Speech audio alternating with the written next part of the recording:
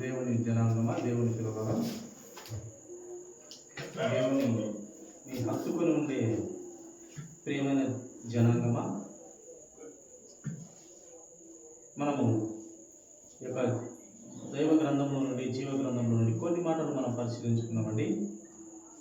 దేవుని ఆలోచనలు కొన్నిగా మనము ధ్యానించుకున్నాము. 4 మాటలు ఆయన మాటలు ఉంటే మనకు మంచిది. నీతిమంతుని ఆ స్మరణకు తెచ్చుకుంటా, లేక దేవుని వాక్యము నెమరు వేసుకున్నట, జ్ఞాపకం చేసుకున్నట మనకెంతైనా దీవెన, ఆశీర్వాదం అని మనకు గ్రంథంలో దేవుడు రాయించినాడు కనుక అతి స్థితిలో మనం ముందుకు వెళ్దామండి. కీర్తనల గ్రంథము 90వ అధ్యాయము మొదటి 3 వచనాలు మరొకసారి చదువుకుందామండి. కీర్తనల గ్రంథము 90వ అధ్యాయము మొదటి 3 వచనాలు. ప్రభువా, తరతరముల నుండి మాకు నివాస స్థలము నీవే. పర్వతములు పుట్టక మునుపు, భూమిని లోకమును నీవు పుట్టింపక మునుపు, యుగ యుగములు నీవే దేవుడు. నీవు మనుషులను మంటికి మార్చుచున్నావు. నరులారా తిరిగి రండని నీవు సెలవిచ్చుచున్నావు. ప్రియమైన దేవుని జనాంగమా, దేవుడు చూడండి, మనము ఈ భూమి మీదకి ఏ ఉద్దేశంతో కొంతకాలానికి ఒక యాత్రికులుగా, ఒక పరదేశములుగా ఈ భూమి మీదకి మనము ఏదో తల్లిదండ్రి కడుపున మనము పుట్టిస్తూ ఉన్నాము. ఈ యాత్ర ముగించుకొని ఈ పరదేశులుగా, ఈ యాత్రికులుగా ఈ భూమి మీద మనం ముగించుకొని ఎప్పుడైతే దేవుడు పిలుస్తాడో అప్పుడు మనము జగ్గకుండా, భయపడకుండా, ఇంకా దేవుడు పిలుస్తుంటే ఆనందంగా వెళ్ళాలి అనేది దేవుని భాషలో మనకు తెలియపరుస్తున్నటువంటి విధానం. ప్రియుల, మరణం అంటే అందరికీ భయమే, కానీ దేవుడు పిలుస్తున్నప్పుడు ఆ మరణాన్ని సంతోషంగా అంగీకరించే బిడ్డలంగా ఆ జ్ఞానాన్ని బైబిల్ నుండి మనము తెలుసుకోవాలని మనకు దేవుడు ఈ గొప్ప గ్రంథాన్ని మనకు తెలియపరిచాడు.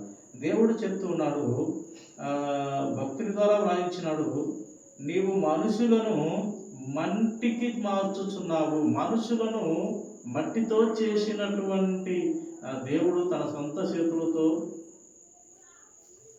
మట్టితో, జిగట మట్టితో చేసిన దేవుడు, మొదటి మానవునిగా చేసిన దేవుడు, ఆయన నుండి అందరం వచ్చినాము. ఆ చేసిన దేవుడు ఏం చెప్తున్నారంటే, మళ్ళీ తిరిగి ఆ మట్టి, అదే మట్టి మళ్ళీ మట్టికి చేరాలి. మట్టికి చేరిన తర్వాత మన ఆయన ఊదినటువంటి ఆ జీవవాయువు ఊదినటువంటి ఆత్మ, ఈ ఆత్మ మళ్ళీ దేవుని దగ్గరికి తిరిగి వెళ్తుంది.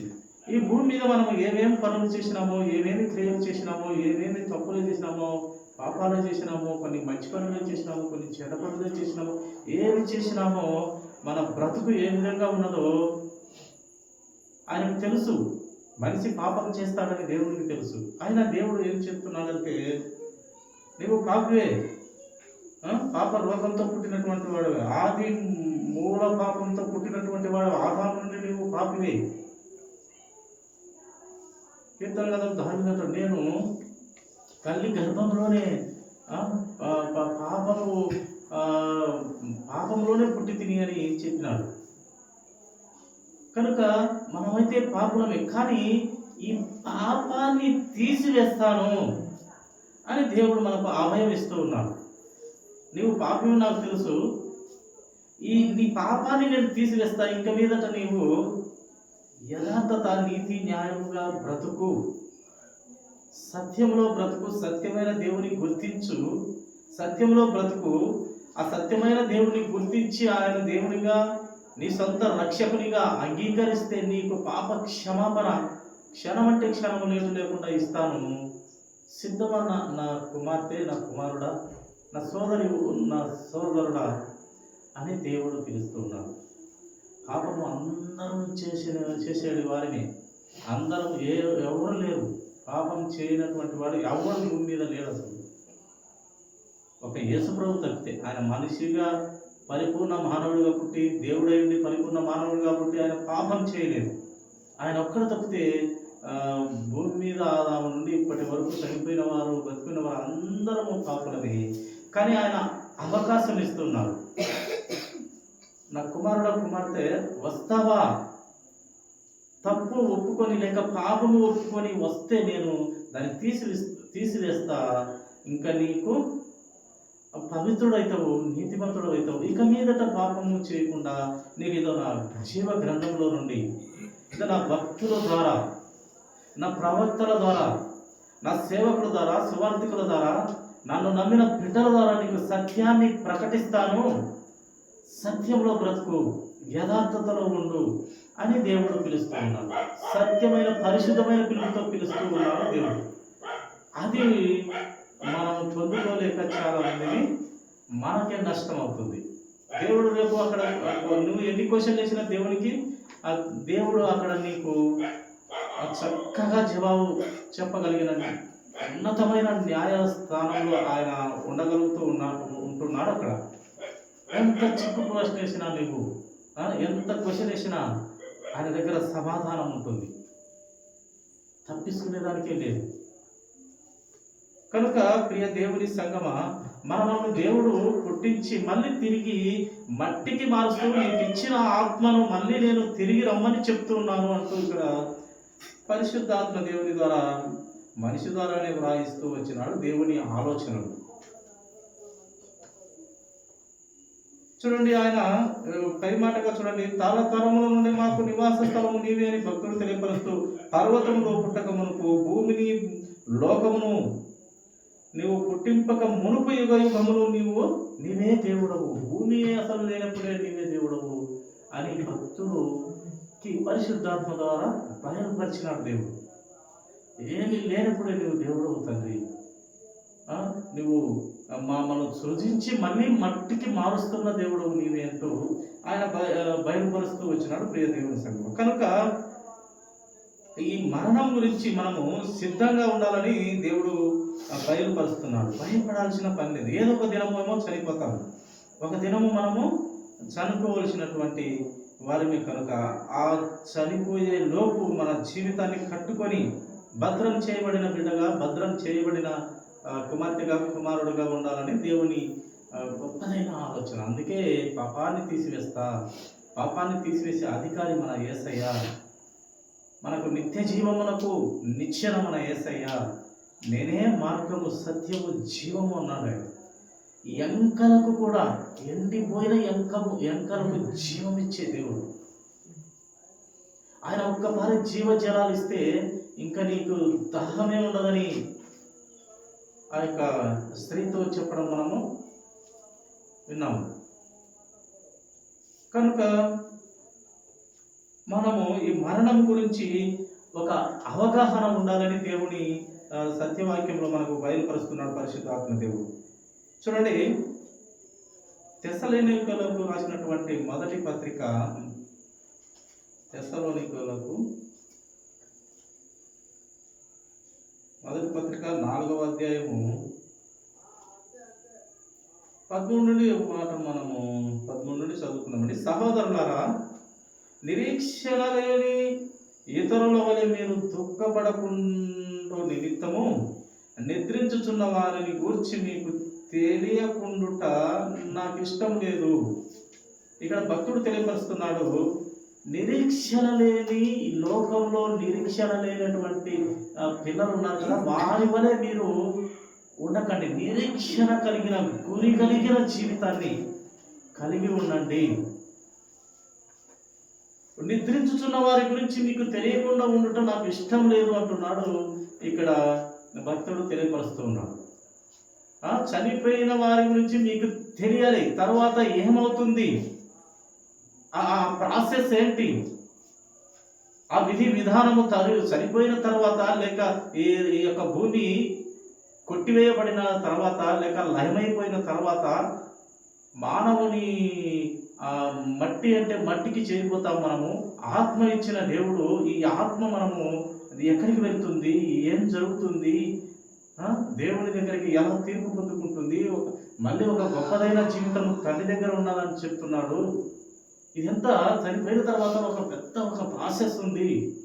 ఈ ప్రాసెస్ లేక ఈ విధానాలు మనం తెలుసుకోవాలని భక్తుడు చనిపోయిన వారి గురించి నీకు తెలియకుండా నాకు ఇష్టం లేదు, నీకు చెప్తాను అంటూ ఇక్కడ వ్రాయించినటువంటి మాట ప్రియుల. చనిపోయిన తర్వాత ఏం జరుగుతుంది అని తెలుసుకోవాలి మనం. తెలుసుకున్నవాడే గురి కలిగిన జీవితం ఉంటారు, నిరీక్షణ కలిగిన జీవితాన్ని ఉంటారు, నమ్మకంతో విశ్వాసంతో ఎదురు చూస్తారు. చనిపోయిన తర్వాత సరేలే, ఈ జీవితం ఇంతవరకు అనుభవించిన ఒక వ్యాధి రాని, రోగం రాని, యాక్సిడెంటే కానీ అప్పటికి బాధ అనిపిస్తుంది. తర్వాత ఆలోచన చేస్తే బైబిల్ను బట్టి లేక దేవుని ఆలోచన విధానాన్ని బట్టి మారు మనసు కలిగి పాప క్షమాపణతో నేను బాప్తిసం తీసుకుంటే ఇంకా నేను తండ్రి యొద్ద ఉంటాను అని నమ్మితే ఆయన మహిమ మనం చూస్తామని మన యేసుక్రీస్తు ప్రభువారే సాక్షాత్తుగా మనకు చెబుతూ వచ్చినాడు. అందుకే ఇక్కడ భక్తుడు కూడా నిద్రించిన వారి గురించి మీకు తెలియకుండా, మీకు తెలియాలి, చనిపోయిన తర్వాత ఏం జరుగుతుందో మీకు తెలియాలంటూ ఇక్కడ వ్రాయిస్తూ వచ్చినాడు. యేసు మృతి పొంది తిరిగి లేచనని మనము నమ్మిన ఎడల అదే ప్రకారం యేసునందు నిద్రించిన వారిని దేవుడు ఆయనతో కూడా వెంట పెట్టుకొని వచ్చును. నిద్రించిన వారిని వెంట పెట్టుకొని వస్తాడు దేవుడు రెండవ రాకడగా. నమ్మాలి. కొంతమంది నమ్మరు. నమ్మకుంటే ఎవరైనా చేయలేరు. నమ్మితే మనకే మేలు. నమ్మకుంటే చివరికి చాలా నష్టము, చాలా బాధ, రోదన, ఆవేదన ఇదంతా ఉంటుంది ప్రియ దేవుని సంఘం. దేవుని విషయంలో, దేవుని మాటల విషయంలో, దేవుని చిత్తంలో చెప్తున్నటువంటి ఆ ఆలోచన విషయాలు నమ్మకున్నట్లయితే చాలా ప్రమాదం మనిషికి. కనుక దేవుడు చనిపోయిన వారితో వెంటబెట్టుకొని వస్తాడు. ఆయన మేము ప్రభు మాటను బట్టి మీతో చెప్పున్నదేమనగా, ప్రభువు రాకడ వరకు సజీవులమై నిలిచియుండు మనము నిద్రించిన వారి కంటే ముందుగా ఆయన సన్నిధికి చేరము. చూడండి, చనిపోయిన వారే ప్రభువును ముందుగా చూస్తారు. ఎవరైతే ఇప్పుడు భూమి మీద జీవించి చనిపోతారో, జీవంతో ఉన్న వారి కంటే చనిపోయిన వారే ప్రభువును ముందుగా చూస్తారంట. వారికంటే ముందుగా మనము పోమంట. జీవంలో ఉన్నవారు వారికంటే ముందుగా అయిపోరు. ఆయన వారిని పిలుచుకొని వస్తాను అంటున్నాడు. చనిపోయిన వారిని వెంటబెట్టుకొని వస్తాను, నిద్రించిన వారిని వెంటబెట్టుకొని వస్తాను అంటున్నాడు ప్రభు. కనుక చూడండి, ఇలా విషయాలని దేవుడు వ్రాయిస్తూ వచ్చినాడు జీవ గ్రంథంలో నుండి. ఆర్భాటంతోనూ, ప్రధాన దూత శబ్దంతోనూ, దేవుని బూరతోనూ పరలోకం నుండి ప్రభు దిగి వచ్చును. క్రీస్తు నందుండి మృతులైన వారు మొదట లేస్తురు. క్రీస్తులో అంగీకరించిన, బాప్తీసం తీసుకున్న, వారు మనసు కలిగి పాప క్షమాపణ పొందుకొని బాప్తీసం తీసుకున్న వారు మొదట, క్రీస్తులో ఉన్నవారు మొదట లేస్తారు. తర్వాత వారు మళ్ళీ లేస్తారు. మొత్తానికేమో అందరూ లేయాల్సింది. ప్రభువును అంగీకరించిన బిడ్డలు, అంగీకరింపని బిడ్డలు ఇద్దరు లేవాల్సిందే. తీర్పు పొందుకుంటారు దేవుని సంఘము. ఆ మీదట సజీవులమై నిలిచి ఉండు మనము వారితో కూడా ఏకముగా ప్రభువును ఎదుర్కొనుటకు ఆకాశ మండలమునకు మేఘల మీద కొనిపోబడదుము. కాక మనం సదాకాలం ప్రభుతో కూడా ఉందము. ఆకాశ మండలం అంట, కొత్తమంట, మేఘాల మీద దేవుడు పిలుచుకొని పోతాడు. వాటికి మరి ఇంజన్ లేదు, ఏం లేదు, మేఘాల మీద పోతాడు. ఎవరు? ఆయనను అంగీకరించినటువంటి పిల్లలు, ఆయన రక్తంలో కడగబడి యథార్థత కలిగి, భయము కలిగి, దేవుని భయము, వాక్య భయము కలిగి వారు. మనం ఇప్పుడైతే చాలామంది విమానాలు ఎక్కుతుంటారు. మనం అది సున్ని కూడా మనకు అయితే తెలియదు, కానీ చూసింటాము, కానీ అది నిజంగా మనము దగ్గరుండి చూడలేదు. కానీ అందరూ విమానాలు ఎక్కరు, ఏదో కొంతమంది అంతే. ఒకనొక సమయం మనము యేసుక్రీస్తు ప్రభు వారు మేఘాల మీద, విమానం లాంటి మేఘాల మీద ఆయన మనము ఎక్కడికి తీసుకెళ్తారు? ఆకాశ మండలంలోకి ఆయన తీసుకొని పోతున్నట్టుగా ఇక్కడ మనకు జీవ గ్రంథంలో వ్రాయిస్తూ వచ్చినాడు. కాగా మనము సదాకాలం ప్రభుతో కూడా ఉండు. సదాకాలము ప్రభుతో ఉంటాము. ఈ సదాకాలము చనిపోయిన తర్వాత ఇంకేంది, మట్టికి మన్ను, గాలికి గాలు, నీరు నీరు, అంతా అయిపోయింది, ఇంకేం లేదు. జీవుడు ఇక్కడే పోయినాడు, అక్కడే పోయినాడు, ఇంకేం లేదు, అంతా ఇక్కడే, నరకము స్వర్గము ఇక్కడే, ఏం పైన లేదని చెప్పే మూర్ఖ శిఖమనులు, బుద్ధి లేని మూర్ఖులు ఉంటారు. ఇది ఒక గొప్ప ప్రాసెస్. దేవుడు భూమి పుట్టకతలకే ఆలోచన చేసి ఇది ఈ విధంగా అంత ఆయన ప్లాన్ ప్రకారము, ఒక క్రమం ప్రకారము మనిషికి జీవగ్రంథంలో వ్రాయిస్తూ వచ్చినాడు. మనిషి కోసం చనిపోతానే ఇంకా అయిపోతుంది అనేది కాదు, చనిపోయిన తర్వాతే ఒక గొప్ప జీవితాన్ని మనము బతుకోగలమని బైబిల్ గ్రంథము మనకు చక్కగా వివరిస్తూ ఉంది ప్రియ దేవుని సంఘము. కాబట్టి మీరు ఈ మాటల చేత ఒకరినొకడు ఆదరించుకొనుడి.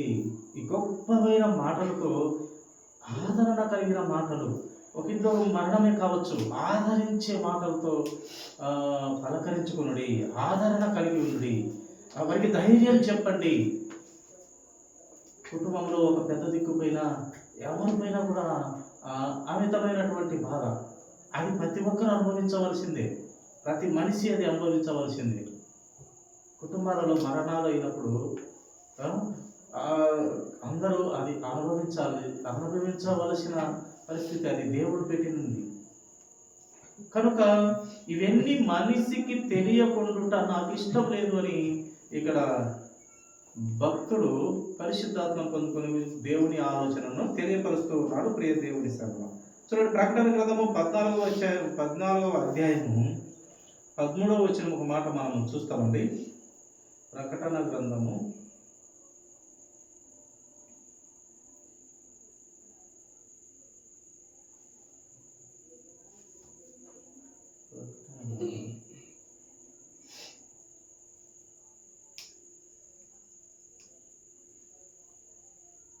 14:13. అంతటా అప్పటి నుండి ప్రభువునందు మృతులు ధన్యులని వ్రాయమని పరలోకము నుండి ఒక స్వరము చెప్పగా వింటిని. నిజమే, వారు తమ ప్రయాసములు మాని విశ్రాంతి పొందుదురు, వారి క్రియలు వారి వెంట పోవునని ఆత్మ చెప్పుచున్నాడు. పరిశుద్ధ ఆత్మ చెప్పుచూ ఉన్నాడు. వారి క్రియలంట చనిపోయిన బాడీ అయితే మట్టిలో మన్ను, ఈ యొక్క మన శరీరాన్ని ఎంత పురుగులు అయితే తినేస్తాయి, కానీ ఆత్మకు చావు లేదు. చెడ్డవాని ఆత్మకైనా, మంచివాని ఆత్మకైనా, రక్షణ పొందిన ఆత్మకైనా, రక్షణ పొందలేని ఆత్మకైనా ఆత్మ బతికి ఉంటుంది. ఆత్మకు చావు లేదు. కనుక ప్రియ దేవుని సంగమా, ఈ ఆత్మకు చావు లేదు కనుక ఇక్కడ భక్తుడు తెలియపరుస్తున్నాడు, వారు తమ ప్రయాసములు, భూమి మీద ప్రయాసములన్నీ మాని విశ్రాంతి పొందుతారు. యేసు ప్రభువు వచ్చే వరకు విశ్రాంతిలో ఉంటారు. వాళ్ళు బాడీ అలా కూలిపోతుంది, ఆత్మ అలా ఉండిపోతుంది. ఆత్మలోకానికి వెళ్ళిండొచ్చు. ఎప్పుడైతే రెండవ రాకడగా దేవుడు వస్తాడో అప్పుడు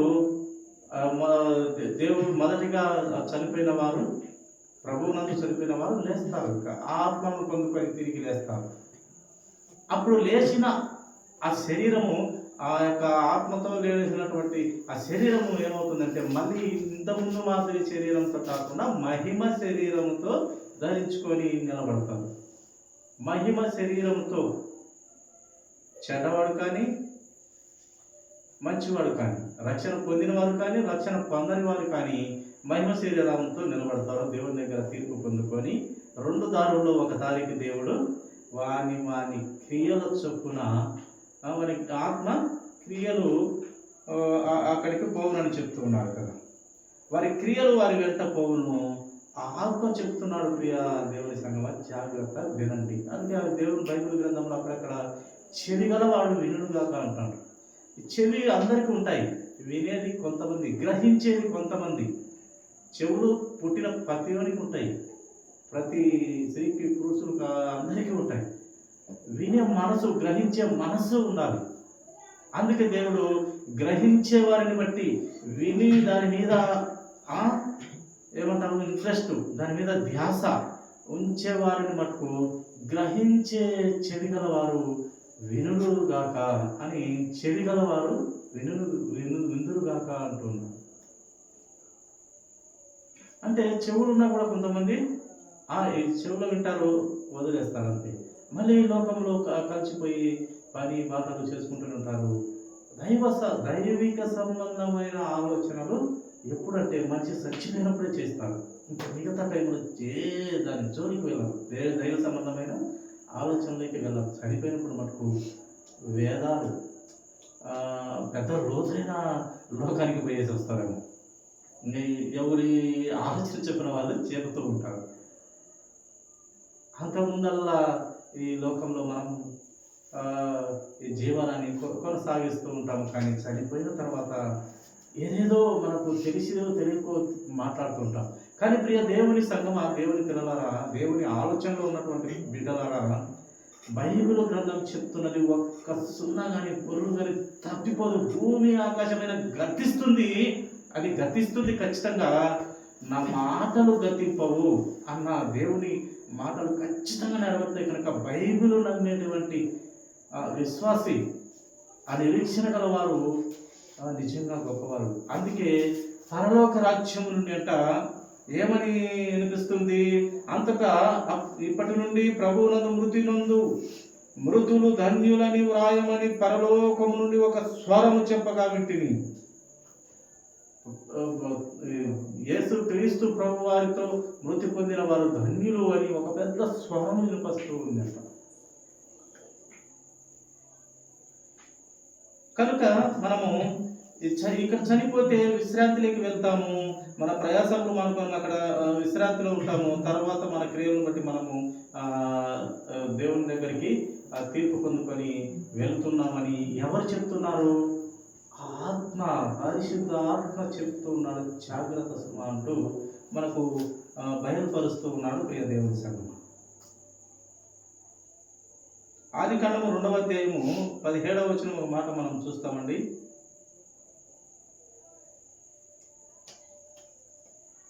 అయితే మంచి చెడ్డల తెలుగునిచ్చు వృక్ష ఫలములను తినకూడదు, నీవు వాటిని తిని దినమున నిశ్చయముగా చచ్చదవని నరునికి ఆజ్ఞాపించెను. మరణము ఎప్పుడు వచ్చింది మనకంటే, ఆదాము పుట్టిన తర్వాత అసలు మరణమే లేదు. దేవుడు మరణం ఇవ్వలేదు. కానీ ఎప్పుడైతే ఒక ఆజ్ఞ ఇచ్చినాడో, ఆ ఆజ్ఞ ఎప్పుడైతే మీరినాడో, ఆ చెప్పిన దేవుడు చెప్పిన మాటను ఎప్పుడైతే వినకుండా అహంకారంగా ఆ ఆజ్ఞ, ఆ మాట తప్పినారో, అప్పుడు మనము ఆదాము కొని తెచ్చుకున్నాడు.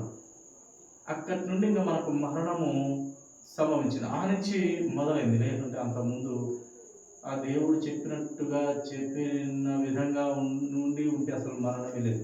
కానీ ఈ ప్రాసెస్ ఇదంతా జరుగుతుందని దేవునికి తెలుసు. ఈ నియమం పెడతాను, ఈ ఆజ్ఞ ఇస్తాను, ఇది తప్పకుండా ఉండరా అనేది దేవునికి తెలుసు. ఖచ్చితంగా తప్పుతారు.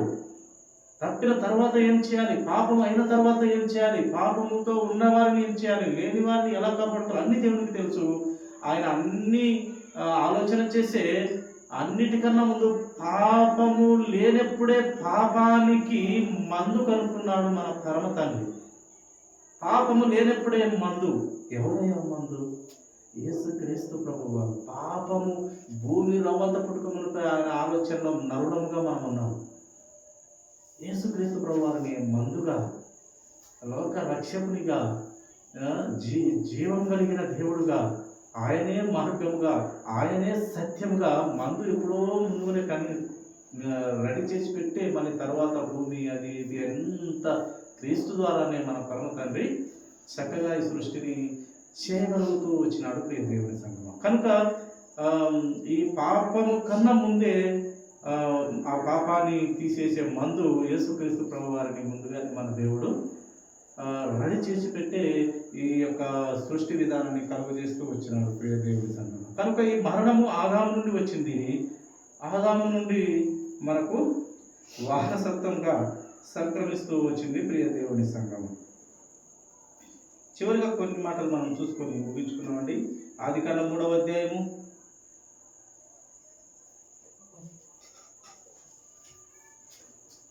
19వ వచనం చదువుకుందామండి.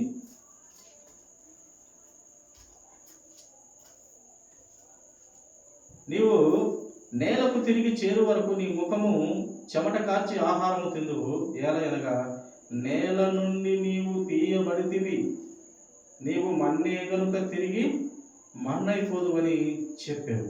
నేల నుండి తీయబడినటువంటి వారు కొందరికి ఈ దేవుడి బైబిల్లో చెప్పిన ఈ లాజిక్, ఈ ఆలోచన విధానము ప్రభువును అంగీకరించిన వారికి ఈజీగా అర్థమైపోతుంది. కానీ అంగీకరించిన వారికి నేల నుండి మనిషి ఎలా వస్తాడు అని మాట్లాడవచ్చు. కానీ దేవుడు ఆ యొక్క ఆలోచన మనకు బైబిల్ గ్రంథంలో ఆయన చేసిన ప్రతి పని, ప్రతి ఆలోచన గ్రంథంలో వ్రాయిస్తూ వచ్చినాడు. ప్రతి భక్తుని జీవితంలో, ప్రతి ప్రవక్త జీవితంలో ఏది జరిగిందో జరిగినట్టుగానే రాసినాడు దేవుడు. కానీ తప్పు జరిగినప్పుడు తప్పు అని చెప్పినాడు. అలాగే ఒప్పు కరెక్ట్గా చేసిన వారిని ఇది కరెక్ట్ అని చెప్పినాడు. తప్పు చేసిన వారిని సమర్థిస్తూ దేవుడు ఎక్కడా లేడు. తప్పు చేస్తే శిక్ష వేస్తూనే వచ్చినాడు, మంచి చేస్తే దీవిస్తూనే వచ్చినాడు. కనుక ప్రియ దేవుని సంగమా, ఇక్కడ ఎప్పుడైతే పాపము దేవుని మాట వినకుండా పాపంలోకి వచ్చేసినారో అప్పుడు దేవుడు చెప్పిస్తూ వస్తున్నాడు. నువ్వు నేలకు తిరిగి చేరు వరకు నీ ముఖము చెమట కార్చి ఆహారం తిందువు. ఆదాముకు ఇస్తున్నటువంటి మాట ఎలాగా, నేల నుండి నీవు తీయబడితివి, నీవు మన్నే కనుక తిరిగి మన్నైపోదు అని చెప్పాను. మనము మన్ను కనుక మళ్ళీ తిరిగి మన్నైపోతాము. కానీ ఆత్మ చక్కగా దేవుని యొద్దకు మన క్రియలతో ఈ భూమి మీద జరిగించిన క్రియలు మోసుకొని ఆత్మ దేవుని దగ్గర వెళ్ళి అక్కడ తీర్పు పొందుకుంటాము ప్రియుల. అలాగే చూడండి, పాపము ద్వారా మరణము మనకు సంభవిస్తూ వచ్చింది. అలాగే చూడండి, చివరి మాట ఒకటి చూసుకొని మనం ముగించుకుందాము.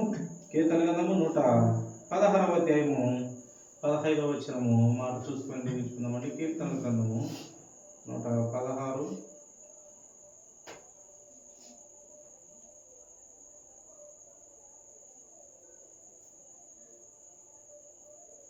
15వ వచనం. యెహోవా భక్తుల మరణము ఆయన దృష్టికి విలువ గలది. చూడండి, మరణము విలువ. అది ఎవరి మరణము దేవుని దృష్టికి విలువంట? ఆయన మాట విన్నవారి మరణము దేవునికి విలువ గలది, చాలా విలువ గలదంట. చాలా మందిని నిజముగా దేవుని సేవ చేసే వారు అకస్మాత్తుగా చనిపోతుంటారు. కొంతమంది లోకం అనుకుంటుంది ఏమంటే, వాడు ఏం పాపం చేసిండో, దేవుని పని చేస్తూ ఇంత టక్కున చనిపోవడం ఏంది, వాడు ఎంతలా పాపం చేసిండో ఎవరికి తెలియకుండా చేసిండో అనుకుంటారు. కానీ దేవుడు ఇంకా సేవ లేక దేవుని పని లేక వారి ఆయుష్ని బట్టి ఇంకా చాలరా నా కుమారుడా, ఇంకా చాలరా నీ జీవితం భూమి మీద, ఇంకా నా దగ్గరకు వచ్చేరా అని ఆయన పిలుచుకుంటాడు. ఈ మధ్యన గొప్ప దైవజనులు ఇద్దరు, మన ఆంధ్ర రాష్ట్రానికి చెందినటువంటి ఇద్దరు గొప్ప సేవకులు చనిపోయినారు. చనిపోయిన తర్వాత కూడా వారి వాక్యము, వారు ప్రకటించిన దేవుని వాక్యము విని ఎంతోమంది మారుతూ ఉన్నారు. ప్రియ దేవుని సంఘం, మరణమైన దేవుని మాటలు వారు చెప్పారు.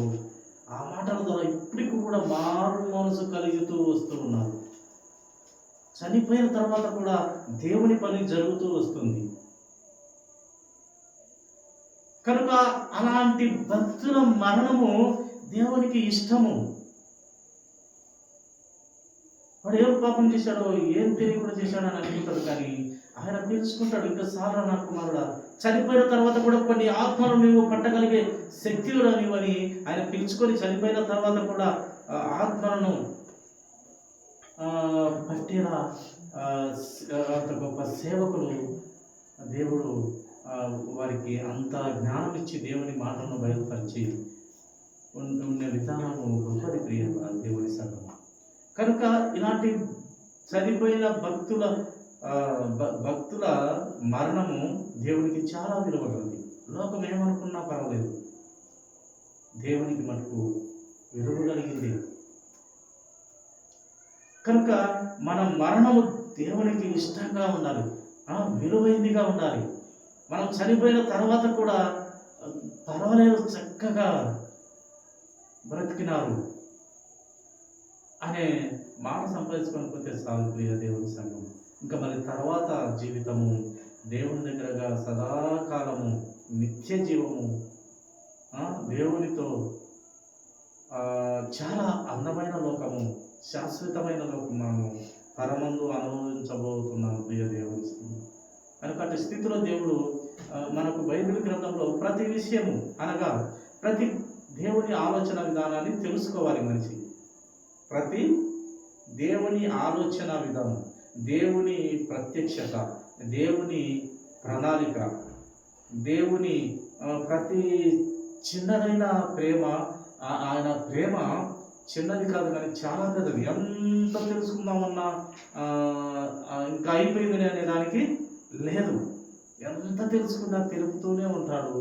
ఏదో ఒక వాక్యంతో కొత్తగానే ఆయన ప్రత్యక్షపరుచుకుంటాడు. అంత ప్రేమ కలిగిన ప్రేమ అయిన దేవుడు మన యేసుక్రీస్తు ప్రభువు. కనుక ఎప్పుడైనా దేవుని వాక్యం వింటే మనకు మంచిది. బైబిల్ గ్రంథంలో అంత సత్యాలు దేవుడు బయలుపరిచినాడు, పొందుపరిచినాడు. అనేక మంది హతసాక్షులుగా మారి గొప్ప గ్రంథాన్ని ప్రతి కుటుంబంలోకి, ప్రతి వ్యక్తి చేతిలోకి వచ్చేలా దేవుడు కృప చూపిస్తూ హతసాక్షులైనారు ఎంతోమంది ఈ గ్రంథం కోసం. అంత గొప్ప గ్రంథము ఉన్నది ఉన్నట్టు వ్రాయించి, చక్కగా వ్రాయించి, ఈ తప్పు అయితే ఇది తప్పు, ఒప్పు అయితే ఇది ఒప్పు అని చెప్తూ భక్తులను కంట్రోల్ చేస్తూ ఈ విధంగా ఉండాలని ప్రతి మనిషికి జ్ఞానం, బుద్ధి, వివేచన, ఆలోచన ఇస్తున్న గొప్పదైన ఏకైక గొప్ప గ్రంథము ఈ యొక్క బైబిల్ గ్రంథం అయిపోయినాడు. ప్రతిరోజు ఎక్కువగా అమ్మడబోతున్న గ్రంథము ఈ బైబిల్ గ్రంథమే. గిన్నీస్ బుక్లో కూడా ఎక్కినటువంటి గ్రంథము ఈ బైబిల్ గ్రంథం. మొట్టమొదటిగా ప్రింట్ ద్వారా రూపొందించిన, ప్రింట్ చేసిన గ్రంథం ఏదంటే బైబిల్ గ్రంథము. చాలా విలువ కలిగిన గ్రంథము. ఒకప్పట్లో ఈ బైబిల్ గ్రంథము అందరి దగ్గర ఉండేది కాదు, చాలా విలువ కలిగినటువంటి గ్రంథము. లక్షల్లో ఉండేది దీని రేటు ఒకప్పుడు బైబిల్ గ్రంథము.